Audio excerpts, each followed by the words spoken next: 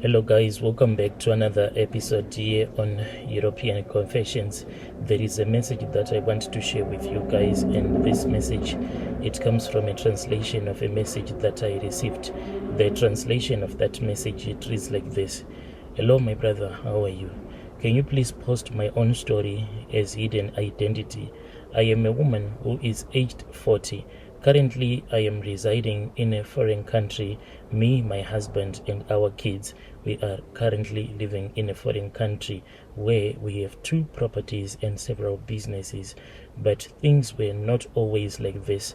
We used to be poor people. We were actually so poor, my brother, that if you were to go back in the past and look at how much poor we were, you would feel so sorry for us. Currently, right now in this country where we are staying, the first thing that we did is that when we arrived in this country, we then bought our first house, and after that we then bought the second house, but the papers for that house is still being processed. So this house is still in the hands of our lawyers, and we have some lodges. These lodges, we have them back home. We have those guest houses that are in operation back home in our country. My husband, he has some trucks as well. We used to suffer a lot back in those days. Let me return back into the past just a little bit. When we were still suffering, my brother, we were always starving. There was never any money for us that we could use so that we can buy anything to eat. Many times my kids would actually go to bed hungry. For me to feed the kids, what I used to do is that I would follow the railway tracks, because there was this other train that used to pass through our area. So this train, when it would be passing, it would be carrying a lot of maize grains. So we would follow this train as we will be picking up the maize grains. It was not something that was easy, because you would never find these maize grains in one heap. You had to walk whilst you will be following the train for at least 2 hours, and after that you would go to the grinding mill, and then you would get some milling meal so that you can feed the kids. But the food was never enough in the house. As for my husband, he loved his family so much, but it's only that he was unable to provide for his family. My husband didn't have a proper job. He used to work in the rank. He was working at the taxi rank, and when he was working at the taxi rank, he was just selling airtime. So you can just imagine that the profits were never enough. Whilst my husband was working at the taxi rank back in the village, I was trying by all means so that my kids will not starve to death, but we were just struggling. Then there was this other time when my husband returned back home. When my husband returned back home, I was surprised because he seemed to be in a very good mood. He was really excited and happy. I then asked him why he was happy like that. My husband then said that he had picked up a wallet that was full of money. At that time, when my husband returned back home, he had 1,000 US dollars that he had found in that wallet. So when my husband told me that he had picked up such a huge sum of money, I was really scared. Automatically, I suspected that my husband might have stolen this money from someone else, because how can he say that he had picked up such a huge sum of money in the taxi rank? But more was to come. Each and every time when my husband will tell me about this money, I'll get so scared. I was always listening to the radio because I thought that maybe the police were going to come and arrest him. So I was always listening, trying to find out if there was an announcement about my husband being on the police wanted list.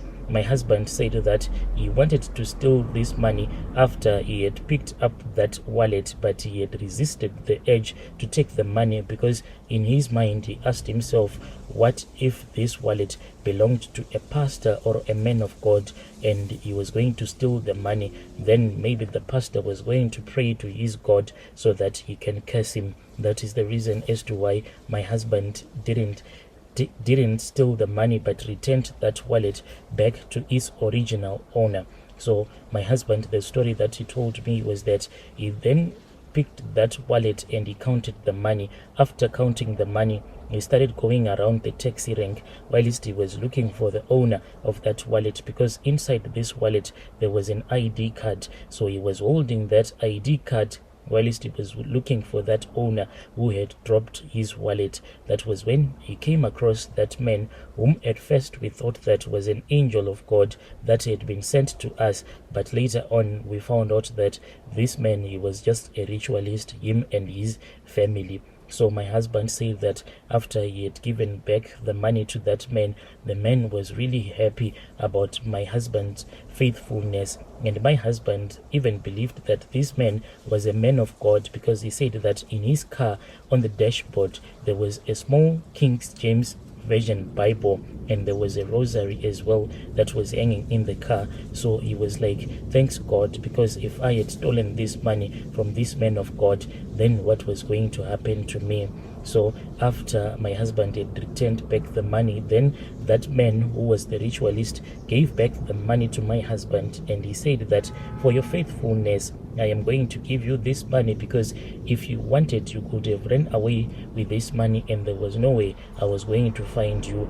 Then that man told my husband that he was not supposed to spend this money on anything else. He was not supposed to use this money on a woman that he didn't marry. He asked my husband if he had properly married me, but it was like that thing of us being poor. We had just gone for introduction, that was all. The man then told my husband that he was supposed to use this money to go and pay for my bride price, and that is what we ended up doing with that money.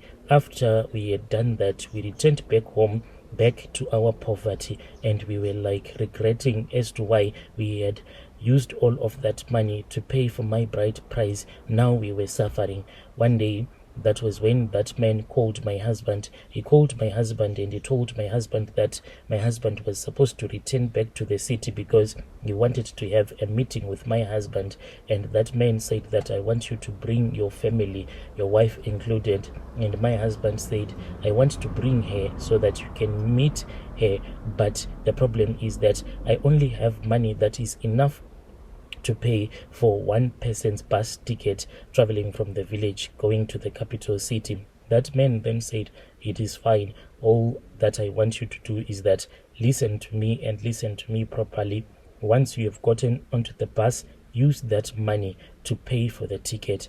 The money will never run dry. So when we got onto the bus, we used this other bus that is called Zupco. I was scared and nervous because we only had money that was enough for one person's bus ticket, whilst the bus conductor was busy walking around making people to pay and giving them their tickets. He reached the seat where me and my husband were seated, and my husband handed him nervously the money. He then accepted the money and he gave us 2 tickets. That was when we said, oh, so this man is a true man of God.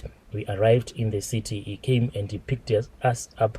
After he had picked us up, he then went with us to his house. It was such a marvelous house, a beautiful one. When we arrived at his house, we were given a place to stay at the guest area in his house. We stayed there, my brother. Anything that we wanted to eat, we ate. We ate, my brother, until we felt like vomiting, because we had never seen such a huge amount of food in our life. So we wanted to eat like no man's business. Then that man one day called my husband. This was after they had introduced us to this soft life. So we then went for this meeting that they had called us to be in attendance. When we went to that meeting, that was when they revealed the fact that they were actually ritualists. All of their money, it was magic money. Then that man asked my husband if he was willing to join in that club. My husband looked at me and I looked at him, and we both nodded in agreement.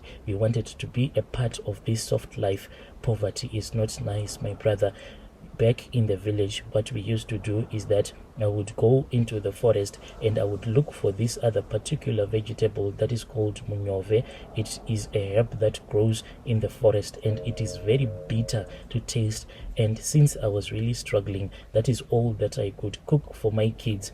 So whilst we were seated there, that was the only thing that I kept on thinking about. I said that this is an opportunity of a lifetime. If we are going to say that no, we do not want to be part of your club, then it means that we are going to return back to the village, and it means that I will have to continue following the train, whilst I will be picking up the grains of maize one by one so that I can feed my kids. And I was tired of it. This soft life was just nice, to wake up and eat good food, because at that place what would happen is that we would wake up early in the morning and we would eat some cereals. After that, there will be a table that would be set for us, a table that had food that was fit for a king. This was just too much for me. I didn't want anything else but this soft life, and I was already a part of it. Both me and my husband, we agreed. That was when we were taken to the healer, and the healer asked us if we wanted the tokoloshi that he was about to give us, and we both nodded in agreement. This ritualist then told us that the tokoloshi was a female, and he said, "Do you understand what I am trying to tell you?" The healer then said that this tokoloshi that I have given to you, it is a female tokoloshi. Therefore, do you understand what I am trying to tell you when I am saying that the tokoloshi that I have given you, it is a female tokoloshi? Me and my husband, we were confused because we didn't know anything about tokoloshis. Then that healer taught us everything that we were supposed to know. He said that since this is a female tokoloshi, you are supposed to give it one amongst your relative, a male, so that it can claim that man to be its own husband, so that it can never stress you out.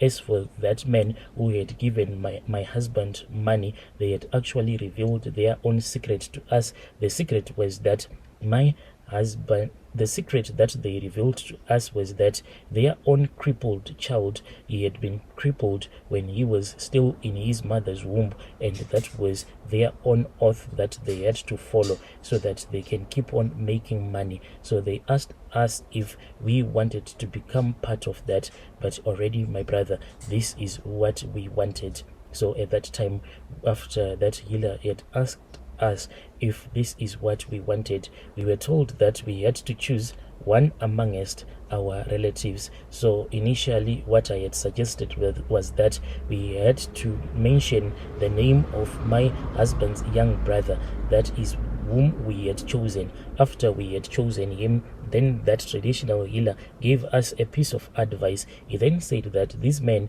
he is already a grown-up man, so if I am going to dedicate him to become the husband to this tokoloshi that I have given you, later on in the future you are going to find some problems, and I do not want you to have any problems. I want you to live a long, happy life. So he then suggested that it was far much better that we dedicate one amongst my own children. So I have dedicated one of my son. This son, my brother, that I dedicated to this tokoloshi, he will never be able to marry, and he will never know anything that is called a physical. This son of mine, he will never be able to marry. No woman who is a living human being will ever be able to love him, because this tokoloshi, it is a jealous spirit, and it is going to claim him.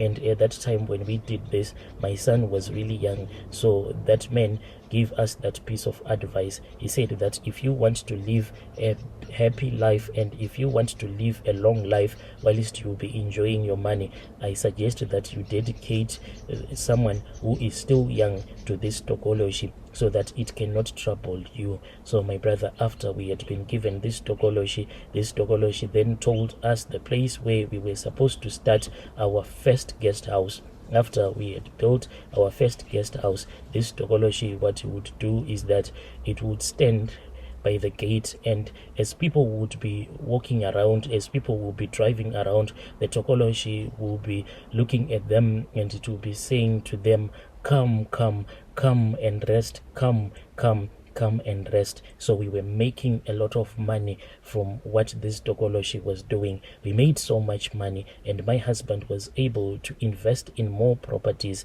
until we decided that we didn't want to stay in our country like permanently anymore. even though we are still running our businesses back home and in this foreign country where we are currently staying. But all that I want to tell you, my brother, is that soft life is good. Soft life is good. I know that out there are people that say that being a ritualist, it is not a good thing, but I want to tell you that being a ritualist, it is a good idea. It is only that most of the people that come out to give their confessions, they didn't do it in a proper manner. And most of the people that claim that rituals are bad, if they are taken by someone who is a ritualist, and if they are guided properly, if they are given the soft life first, I am sure that most of the people who are here, they will end up being ritualist. So that is my own story. All that I want to say is that soft life is good and blood money is good. Dear listeners, right there was a message that was sent to me by one of our dear sister, and right there was a narration of that translation that we did for you.